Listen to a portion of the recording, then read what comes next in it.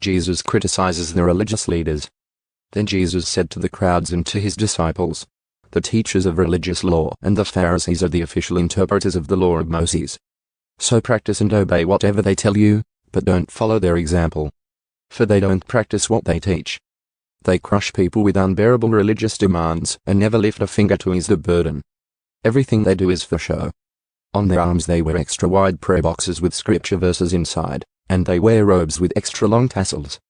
And they love to sit at the head table at banquets and in the seats of honor in the synagogues. They love to receive respectful greetings as they walk in the marketplaces, and to be called Rabbi. Don't let anyone call you Rabbi, for you have only one teacher, and all of you are equal as brothers and sisters. And don't address anyone here on earth as Father, for only God in heaven is your Father. And don't let anyone call you teacher, for you have only one teacher, the Messiah. The greatest among you must be a servant. But those who exalt themselves will be humbled, and those who humble themselves will be exalted. What sorrow awaits you teachers of religious law and you Pharisees, hypocrites! For you shut the door of the kingdom of heaven in people's faces. You won't go in yourselves, and you don't let others enter either.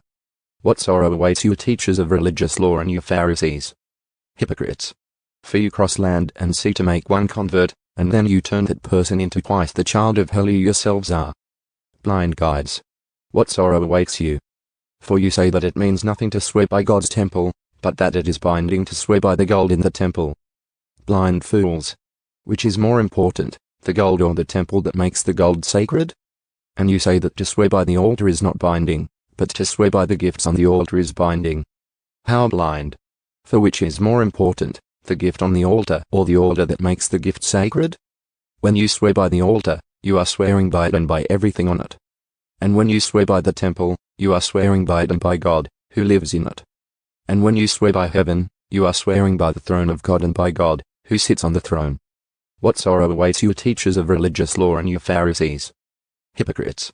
For you are careful to tithe even the tiniest income from your herb gardens, but you ignore the more important aspects of the law, justice, mercy, and faith. You should tithe, yes, but do not neglect the more important things. Blind guides! You strain your water so you won't accidentally swallow an ant, but you swallow a camel. What sorrow awaits you teachers of religious law and you Pharisees, hypocrites!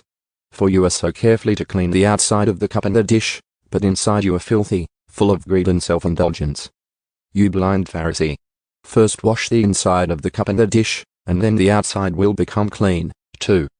What sorrow awaits you teachers of religious law and you Pharisees, hypocrites! For you are like whitewashed tombs, beautiful on the outside but filled on the inside with dead people's bones and all sorts of impurity. Outwardly you look like righteous people, but inwardly your hearts are filled with hypocrisy and lawlessness. What sorrow awaits you teachers of religious law and you Pharisees, hypocrites! For you build tombs for the prophets your ancestors killed, and you decorate the monuments of the godly people your ancestors destroyed. Then you say, if we had lived in the days of our ancestors, we would never have joined them in killing the prophets. But in saying that, you testify against yourselves that you are indeed the descendants of those who murdered the prophets. Go ahead and finish what your ancestors started. Snakes! Sons of vipers! How will you escape the judgment of hell? Therefore, I am sending you prophets and wise men and teachers of religious law.